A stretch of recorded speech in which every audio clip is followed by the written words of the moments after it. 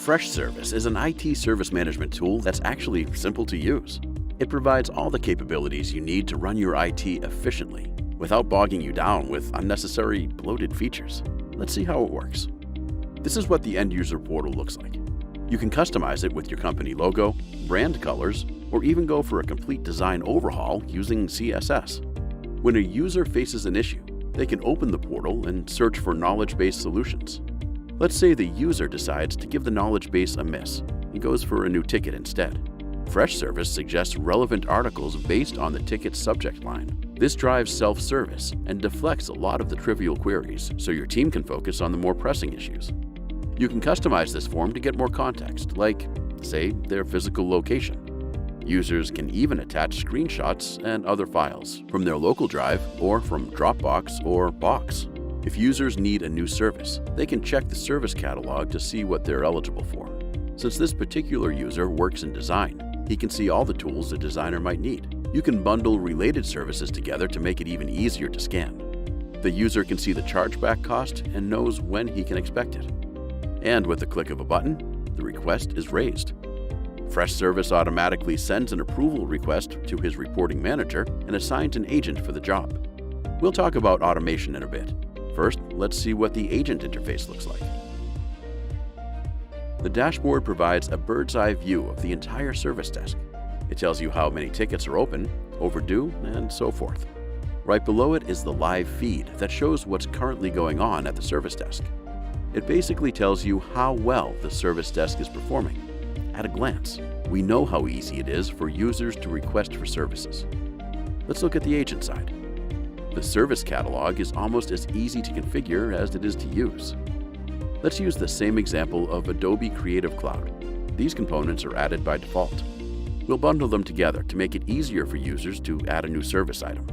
Enter the name and other details, and upload the Creative Cloud logo. Now this is how you'll add any service item. For bundled service items, go over to Additional Items and add the other applications one by one. Since this will mainly be used by the design team, we'll restrict the availability to that group. Hit Save and Publish. That's all there is. The Creative Cloud is added, and any designer who needs it can request for it. Now let's automate the approval process for it. We'll go back to the admin console and go over to Workflow Automator. This rule for service requests is added by default. You could just modify this or add one on your own. For now, let's just look at this workflow. Here, you get 3 types of widgets. An event is what triggers the workflow. A condition defines a set of parameters that need to be validated. An action defines what happens when the specified condition is met. Let's say we need manager approvals only for service requests that cost over $100. We can just drag over a condition to modify this rule. We're just scratching the surface here. You can automate a ton of other processes using the Workflow Automator. Now let's look at incident management, or IT support, as most people call it. Users can raise IT issues using a number of ways, like the portal we saw earlier, or by emailing your service desk, or using apps like Slack, Workplace, or FreshChat, which is our own chat app. Here's the list of tickets. You can update multiple tickets from right here. I'll just assign these 3 tickets to myself. But you can even go to bulk actions and access all these options, including sending a bulk reply. By the way, you can use canned responses to save yourself and your team a ton of time. For instance, if there's a known issue, you can thank the requester for reporting it and let them know your team is on it. By default, this list shows you new and your open tickets. You can use filters to access specific lists, like your urgent and high priority tickets, and even save these lists for easy access in the future. This, along with the to-do lists on the mobile app, helps you stay productive by focusing just on what needs your attention. Now let's look at an incident. We'll open this one about the intranet site. You can start a Google Hangout video call with a single click.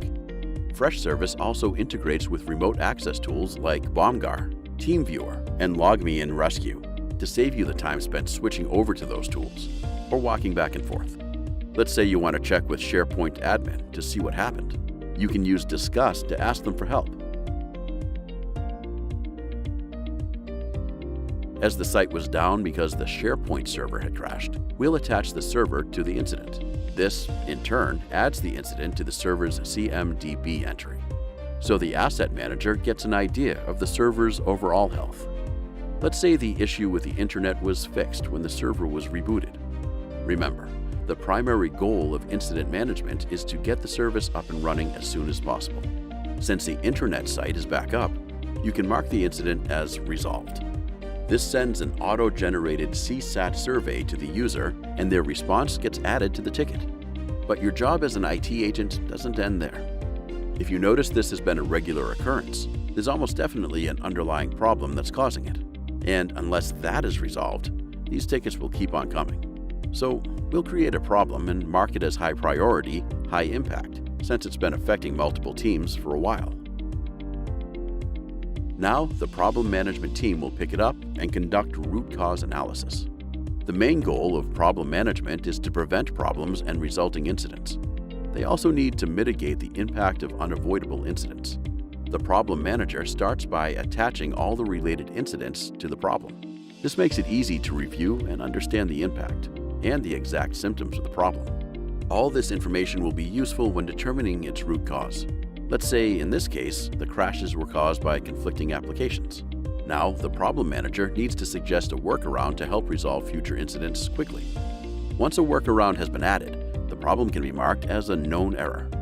The workaround is then sent to all agents working on connected incidents through automation. It's also added to the knowledge base, just in case this happens again. They all need to suggest a permanent solution to nip this in the bud. In this case, the solution is to install a new service pack. To make sure this gets done in a controlled manner, the problem manager raises a change request and sends it over to the change management team. The change management team now needs to plan the entire process of installing the service pack with minimum disruption to other services. The attached problem tells the change coordinator the exact reason for the change. The server that was linked to the incidents and the problem is now also linked to the change. It gives the change coordinator all the information they need to plan the change. Here in the CMDB, they can also see a relationship map of dependent CIs that might be impacted during the installation. Before they start planning the change, they add the potential impact of the change. Based on all the information available, they need to come up with a complete plan to install the service pack on the SharePoint server. It should contain specific details like the date and time when the update starts, the time needed for it, instructions to back up the data on the server before the update, and test it for recovery, including responsibilities for each of the steps. It will also include running performance tests after the service pack is installed. The change coordinator can attach documents like the warranty or support documentation that might be helpful during deployment. The team also needs a backout plan in place, just in case things don't go as smoothly as planned.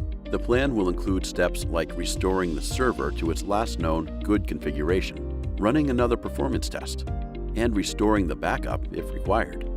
Standard changes like RAM upgrades are pre-authorized. But since this is a major change, an approval request is sent to the Change Advisory Board, or CAB. This is a panel of experts from various fields, headed by the change manager. They discuss the plan and take a call on whether or not to approve it. Some of these experts will also be a part of the Emergency CAB to make decisions on high-impact emergency changes. Once they give a go-ahead, the new release is created for the change to be finally implemented. The change manager then sends it over to release management. After it's deployed, they can analyze the implementation and add a review here. The release management team is responsible for the deployment of non-standard changes. They'll plan and control the actual installation of the service pack. Since several other CIs depend on the server, the update is scheduled for the weekend. With the exception of emergency changes, any release that can potentially affect service operations should be carried out during non-business hours. The team lays out a build plan to compile the prerequisites for the service pack. The update is then tested on a staging server. Once it is done successfully, the team verifies whether it's resolved the associated problem. They also make sure that no new issues were caused after the installation. If everything goes as per plan, the production server is finally updated. After the service pack is installed, the team can mark the release as completed. Then, they document the release start and end date to review it with respect to the original plan. Ideally, once the release is closed, the associated changes, problems, and incidents should be closed as well. Freshservice comes with default automation rules to do all this automatically, but they can be customized or even disabled. For instance, if a change involves upgrading or replacing a CI, the workaround that was added to the problem may no longer be relevant. The problem manager can disable this rule and close problems manually to stay on top of such cases. Moving on, the Freshservice Asset Management module lets you track and manage asset inventory, software licenses, and contracts. And as we saw earlier, it's closely integrated with all other ITIL processes. There are various ways to add asset details to the CMDB. The Asset Manager can import the list of assets from a simple CSV file. Your organization may already have a backup of all the assets in a spreadsheet. This list can even be exported from the app you might be using for the asset management previously. The other method is to track assets using the Discovery Probe. The probe is a Windows application that can be installed on a machine and then used to track all the machines in the network. It fetches details about their operating system versions, software applications, and hardware components, and populates them into the CMDB. Discovery Probe lets you deploy an application called Discovery Agent on these individual machines. What the agent does is let you bypass firewalls and other obstructions for more consistent tracking. It also sends out real-time updates to the CMDB if it detects a change in the host machine. In addition to all this, the Freshservice mobile app comes with a barcode and QR code scanner to help you track and update assets on the go. The asset managers can also track contracts associated with the assets. When a contract or a software license approaches its expiration date, a reminder is sent to the asset manager and other stakeholders. Most IT projects involve intense planning and organizing, and if the teams involved work in silos, information transfer becomes all the more difficult. So, the Freshservice Project Management module helps bring IT service management and IT project management closer together. The installation of the service pack, for instance, can be added as a project. You can add stakeholders as members, so they can stay up to speed with the progress at all times. The project can be further divided into tasks and subtasks, each with a designated owner. Some of the tasks may be dependent on certain other tasks. For instance, you cannot install the update before gathering all the prerequisites and backing up server data.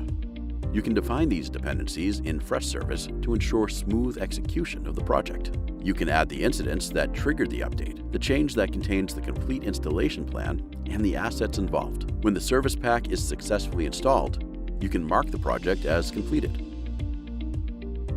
Knowledge management is fairly straightforward in Freshservice, but like we saw, it plays a vital role in driving self-service adoption among end users, and can also be used by the IT team for internal knowledge sharing. Let's look at this folder that keeps track of all the known errors. While adding an article to the knowledge base, you can use rich text and bullet lists to make it easy to follow. If the concept is too complex to explain with text, you can even add screenshots, GIFs, or embed videos. Now, these articles need to be restricted to IT agents only. To do that, go to the folder's setting and set the visibility to just agents. Besides helping you optimize service management, Freshservice provides reports for tracking and improving your team's performance. Here in the Analytics section, you'll find default reports that cover all aspects of your service desk. In addition to these, you can create your own custom reports to track specific metrics. You can even project the reports onto a TV screen to keep your team driven. The admin console is where you can manage the entire service desk. You can configure your help desk settings, access tools for productivity, manage your assets, contracts, vendors, users, and agents, all from the admin console. We'll dive deeper into some of these options, but that's another video for another day. So that concludes the Freshservice demo. If you found it helpful, for more video tutorials, go to youtube.com/freshservice and subscribe.